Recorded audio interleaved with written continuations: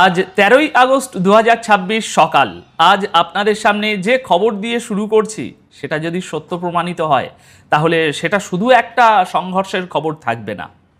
মার্কিন নৌবাহিনীর সবচেয়ে শক্তিশালী প্রতীক হিসাবে যে যুদ্ধ জাহাজটিকে ধরা হয় সেই জাহাজের ভিতরেই নাকি মার্কিন সেনাদের মধ্যে রক্তক্ষয়ী মারামারি হয়েছে। দাবি করা হচ্ছে সেই সংঘর্ষে 7 জন মার্কিন নৌসেনা প্রাণ হারিয়েছেন। দর্শক বন্ধুরা, আজকের আলোচনায় আমরা মোট 3টি বড় বিষয় দেখব। প্রথমত, এই আব্রাহাম লিঙ্কন এয়ারক্রাফট ক্যারিয়ারের ভিতরের এই দাবি এবং তার পেছনের চাপ। দ্বিতীয়ত, ইরানের ক্ষেপণাস্ত্র আর ড্রোনের ভান্ডার নিয়ে ইরান নিজে এখন কি বলছে। আর তৃতীয়ত, ইয়েমেনে হুতিদের বড় হামলা এবং সৌদি সমর্থিত বাহিনীর ক্ষয়ক্ষতি। তাহলে চলুন শুরু করা যাক। দর্শক, গতকাল 12ই আগস্ট ইরানি সংবাদ মাধ্যমের বরাত দিয়ে একটি খবর সামনে আসে।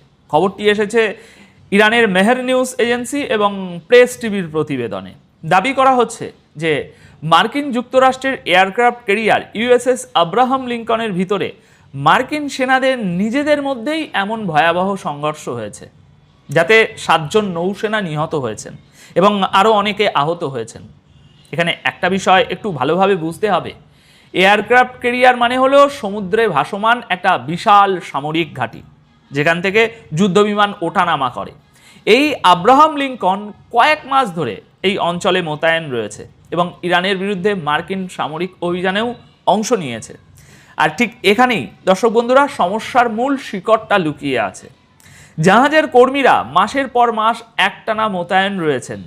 এত দীর্ঘ সময় ধরে পরিবার থেকে দূরে থাকার কারণে সেনাদের পরিবারের তরফ থেকেই প্রতিবাদ আর অভিযোগ আসতে প্রথমে শুরু করেছিল।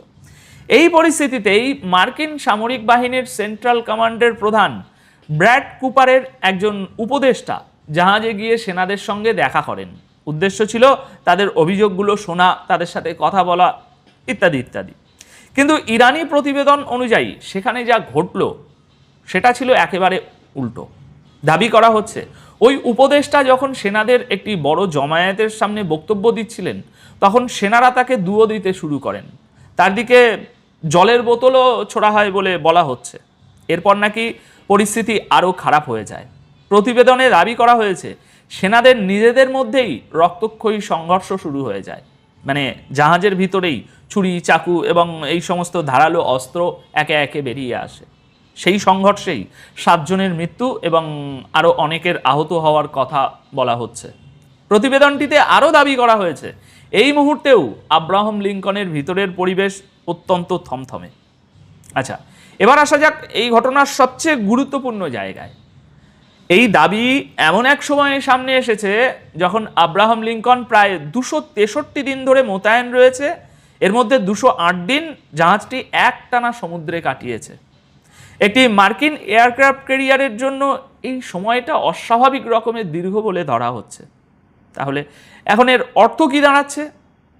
দেখুন, যদি এই প্রতিবেদন সত্য হয় তাহলে এটা নিছক একটা মারামারির খবর নয়, তাহলে এটা হবে দীর্ঘ মোতায়েন, একটানা সামরিক চাপ এবং যুদ্ধের নেতিবাচক প্রভাবের একটি বড় ইঙ্গিত। এবং সেক্ষেত্রে এটা ট্রাম্পের জন্যও একটা বড় ধাক্কা হয়ে দাঁড়াবে। কিন্তু এখানেই বিষয়টা শেষ হচ্ছে না। এই মৃত্যু বা সংঘর্ষ নিয়ে মার্কিন সামরিক বাহিনী বা মার্কিন নৌবাহিনীর তরফ থেকে এখনো পর্যন্ত কোনো নিশ্চিতকরণ আসেনি, কোনো সরকারি বিবৃতিও আসেনি। তবে আমার ব্যক্তিগত ধারণা আমেরিকার তরফ থেকে এই খবর অস্বীকারই করা হবে। আচ্ছা, এবার চলে যাই দ্বিতীয় খবরে। আর এই খবরটি ঠিক উল্টো দিক থেকে আসছে। মানে ইরানের ক্ষেপণাস্ত্র আর ড্রোনের ভান্ডার নিয়ে গত কয়েক মাস ধরে একটা প্রশ্ন বারবার উঠছিল, ইরান আর কতদিন এভাবে হামলা চালিয়ে যেতে পারবে? তাদের অস্ত্র কি ফুরিয়ে আসছে না? দর্শক বন্ধুরা, এবার ইরানের তরফ থেকে সেই প্রশ্নের জবাব এসেছে। গত পরশু অর্থাৎ 11ই আগস্ট রাতে একটি টেলিভিশন সাক্ষাৎকারে কথা বলেন brigadier general Mohammad Reza Naqdi. তিনি আইআরজিসির প্রধান কমান্ডারের সিনিয়র উপদেষ্টা। তিনি বলেছেন ইরান যত দ্রুত গতিতে ব্যালিস্টিক ক্ষেপণাস্ত্র ব্যবহার করছে তার চেয়েও বেশি গতিতে নতুন ক্ষেপণাস্ত্র তৈরি হচ্ছে এবং তৈরি হওয়া ক্ষেপণাস্ত্রগুলো সঙ্গে সঙ্গে ইরানি সশস্ত্র বাহিনীর হাতে তুলে দেওয়া হচ্ছে। মানে সহজ ভাষায় বললে ইরানের দাবি হলো তারা যত ক্ষেপণাস্ত্রই ছুড়ুক না কেন ভান্ডার শেষ হবে না। নাকনি বলেছেন ড্রোনের ক্ষেত্রেও একই অবস্থা। ইরানের ড্রোন তৈরির ক্ষমতা এতটাই বেশি যে যত ড্রোন ব্যবহার হচ্ছে তার চেয়ে অনেক দ্রুত গতিতে নতুন ড্রোন তৈরি হয়ে যাচ্ছে। তার কথায় যুদ্ধ যদি কয়েক বছর ধরেও চলতে থাকে তাহলেও ইরানি ব্যালিস্টিক ক্ষেপণাস্ত্র শত্রুর উপর বর্ষণ হতে থাকবে। নকদির দাবি, ইরান এই মুহূর্তে যে সামরিক শক্তির মোকাবিলা করছে তার বার্ষিক বাজেট ইরানের সশস্ত্র বাহিনীর বার্ষিক বাজেটের প্রায় 100 গুণ বেশি। একবার ভেবে দেখুন এই সংখ্যাটার মানে কি। অর্থাৎ ইরান এমন একটি প্রতিপক্ষের সঙ্গে লড়াইয়ের দাবি করছে যার হাতে ইরানের চেয়ে বহুগুণ বেশি টাকা, বহুগুণ বেশি সম্পদ এবং অনেক বেশি আধুনিক অস্ত্র রয়েছে। তবু ইরানের বার্তাটা পরিষ্কার, তারা বলতে চাইছে অস্ত্র তৈরির যে গতি তাদের রয়েছে সেই গতি দীর্ঘ সময় ধরে যুদ্ধ চালিয়ে যাওয়ার জন্য যথেষ্ট। এখানে একটা বিষয় খেয়াল রাখা দরকার, ইরানের ক্ষেপণাস্ত্র আর ড্রোন হয়তো আমেরিকার ভয়ঙ্কর অস্ত্রগুলোর মতো ততটা মারাত্মক নয়, কিন্তু যুদ্ধ লড়ার দাঁত ইরানের আছে। গোটা দুনিয়া সেটা দেখে নিয়েছে, আর এটাও দেখে নিয়েছে যে ইরানের সেই দাঁত ক্ষতিও করতে পারে। এবার আসি তৃতীয় খবরে, এবং এবার আমরা যাচ্ছি ইয়েমেনে। হুতিরা সৌদি আরবের সমর্থন ইয়েমেনি সরকারি বাহিনীকে আল মোখা এবং মারিব এলাকায় বড় আকারে নিশানা বানিয়েছে। এই হামলায় বহু সেনার নিহত এবং বহুজনের আহত হওয়ার খবরও পাওয়া যাচ্ছে। এই হামলার পর ইয়েমেনের যুদ্ধ আবারও নতুন করে তীব্র হয়ে উঠছে বলে মনে হচ্ছে। হুতি বাহিনীর মুখপাত্র ব্রিগেডিয়ার জেনারেল ইয়াহিয়া সারি জানিয়েছেন, আল মোখা এবং মারিবের সামরিক শিবিরে সৌদি মিত্র বাহিনীর অবস্থান, অস্ত্রের গুদাম এবং কমান্ড সদর দপ্তরকে নিশানা করা হয়েছে। ইয়াহিয়া সারির দাবি অনুযায়ী এই হামলায় বিপুল সংখ্যক ব্যালিস্টিক ক্ষেপণাস্ত্র এবং ড্রোন ব্যবহার করা হয়েছে এবং লক্ষ্যবস্তুগুলোতে সরাসরি আঘাত করা হয়েছে।